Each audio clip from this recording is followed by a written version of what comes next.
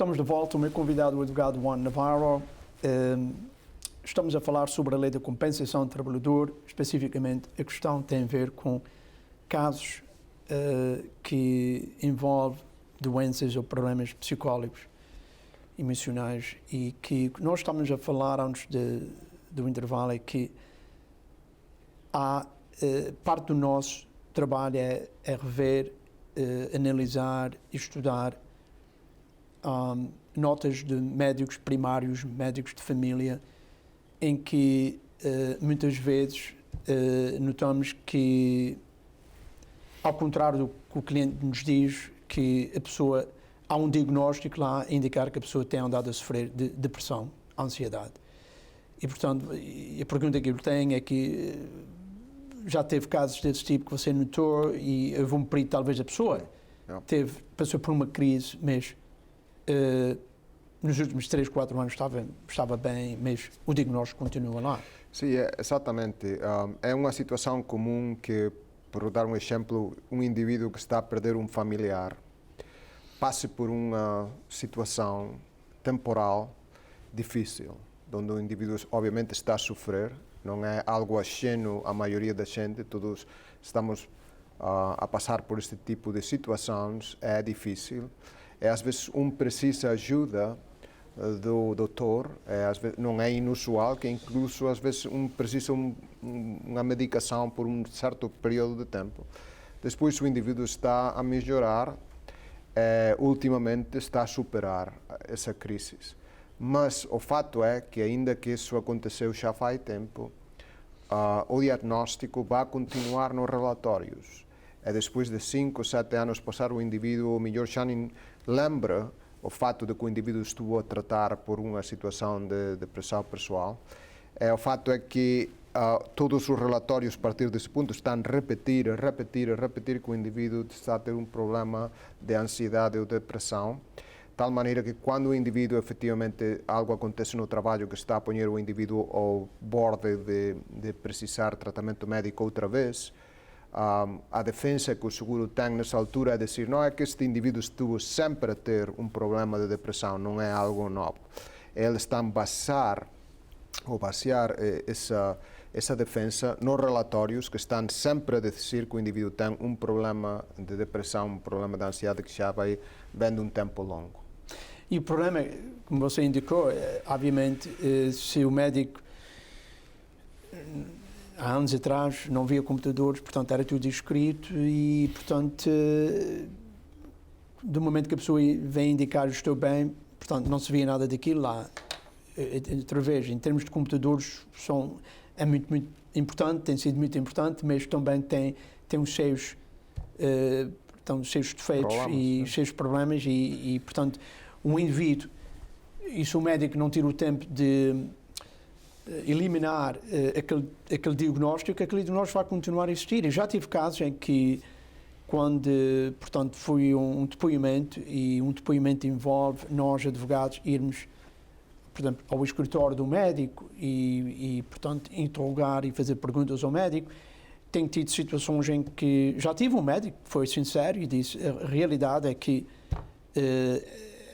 este paciente já não sofre deste diagnóstico já há anos.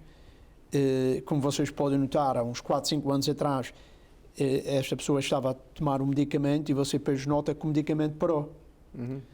Mas o diagnóstico continuou e isso foi, portanto, o problema que nós temos de não eliminar e portanto, são problemas que nós, advogados, temos que corrigir e, portanto, temos que lidar com eles e temos que provar no tribunal, como podem notar, que não é fácil. Não é fácil indicar que num documento preparado por um médico tem um diagnóstico lá, mas na realidade a pessoa não estava a sofrer daquele problema. Portanto, são casos que são complicados também, são casos que requerem uma investigação que vem ser complicada, uma investigação que leva muito tempo para investigar, envolve investigar o ambiente do trabalho, envolve entrevistar colegas de trabalho, envolve também investigar qualquer documentação que existe sobre esse indivíduo, ter uma boa ideia qual foi a razão principal que o indivíduo parou de trabalhar. E o que as pessoas devem compreender é que quando uma pessoa leva um caso desses em frente, eu tenho clientes que perguntem se for em frente com este caso, será que eles têm direito a pedir ao meu médico os relatórios, porque pode existir lá tratamentos e outros problemas de saúde que eu tenho que não têm nada a ver com isso e não acredito que eles têm direito a ver. E, infelizmente, eles têm. Infelizmente, quando se põe um caso desses, eles vêm ter conhecimento de tudo. E, portanto, se houve problemas familiares, se houve problemas que têm a ver com o esposo ou a esposa, filhos ou filhas, isso vai ser descoberto. Sim. Em Rhode Island há também casos que estão a descrever o tipo de pressão que o indivíduo tem que estar a sofrer no trabalho antes de vir a reclamar que há uma doença emocional. Tem que ser um tipo de pressão ou uma situação que não é usual. O que estou a dizer é que a gente é diversa, todo indivíduo é diferente e a gente está, cada indivíduo está a responder de uma maneira diferente às pressões normais do trabalho. Então, se um indivíduo está a sofrer uma situação no trabalho que está a causar que esse indivíduo tenha uma resposta emocional muito importante a essa situação de trabalho, outro indivíduo na mesma situação não teria a mesma resposta emocional. O fato é que não há caso, em Rhode Island, definitivamente não há caso que me possa pôr para reclamar que tem direito a receber benefícios, porque o problema que o indivíduo está a ter não é inusual. É algo que está a afetar a ele pessoalmente de uma maneira maior que afetaria qualquer outro indivíduo.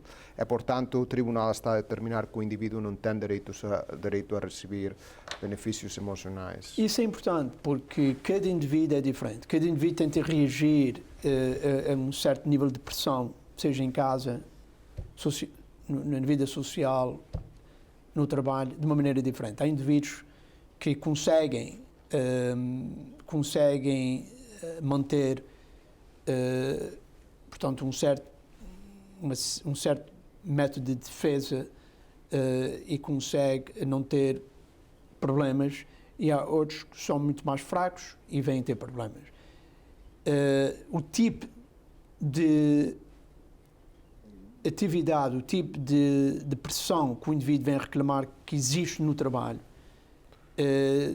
comparado àquilo que a pessoa tem dia a dia, seja em casa, seja na vida social, seja em qualquer aspecto da vida da pessoa, aquele tipo de pressão que existe no trabalho tem que ser distinguido de qualquer outro tipo de pressão que a pessoa possa vir ter fora do trabalho. E isso em si é difícil. Isso em si é difícil não só para o advogado tentar distinguir e também para o próprio médico. E, portanto, acontece que tem que existir uma investigação da parte do advogado para o ambiente lá no trabalho. E isso envolve, como já disse antes, ter entrevistas com colegas de trabalho, investigar e rever documentos que têm a ver com o trabalho que a pessoa fazia ou faz lá na empresa onde trabalha. Portanto, só a investigação em si, antes de chegar a uma conclusão, decidir se deve ou não deve ir em frente com casos desses, isso muitas vezes leva meses, porque há documentos que nós temos que pedir à firma ou à empresa e eles muitas vezes não nos mandam tudo o que nós estamos a pedir. Muitas vezes mandam certos documentos, não mandam outros documentos, depois temos que arranjar uma maneira de ir a tribunal e obrigá-los a nos dar tudo o que é necessário. Portanto, são casos que a pessoa deve compreender que são muito, muito complicados e obviamente, advogados que têm uma certa experiência em lidar com casos desses, obviamente conseguem ter um certo sucesso, mas são casos que requerem que o indivíduo tenha uma certa experiência, que tenha também tempo para investigar o caso. Há outro tipo de problemas como este, que têm a ver com problemas psicólogos, problemas emocionais, que têm a ver com indivíduos que inicialmente vêm-se alejar um trabalho, vêm-se magoar um trabalho, um problema físico. E, portanto, há indivíduos que têm um problema físico, forem operados, estão fora do trabalho por um tempo e não estão a trabalhar, mas estão debaixo de uma enorme pressão.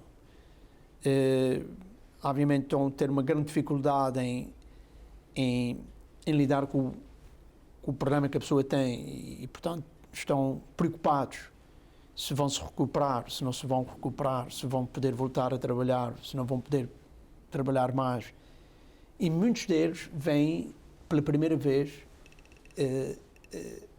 a terem problemas emocionais psicólogos. E a pergunta é se um indivíduo que está já a coletar benefícios da compensação do trabalhador derivado a um problema físico, por exemplo, uma pessoa se magoou no joelho, nas costas, está fora do trabalho, está ausente do trabalho, mas é este problema que vem a causar, que a pessoa agora vem a ter problemas psicólogos, emocionais. Há esta ligação. Será que o indivíduo também tem direito a ser coberto, principalmente no aspecto médico? Se o indivíduo está-se a tratar com um psiquiatra, com um psicólogo, tem certos medicamentos, será que a lei cobre esse tipo de problema? Certamente é assim, o indivíduo tem direito, e não só tem direito, mas esses casos são mais fáceis de levar para adiante, porque é mais fácil provar essa relação causal que há entre o acidente no trabalho e a situação emocional do indivíduo, já que há outro tipo de problema físico anterior, e isso pode sempre levar mais facilmente a que o indivíduo também desenvolva problemas de carácter emocional. Muito bem. Chegamos ao fim deste programa e gostaria de agradecer o advogado Navarro. Voltaremos daqui a 2 semanas. Boa noite. Boa noite.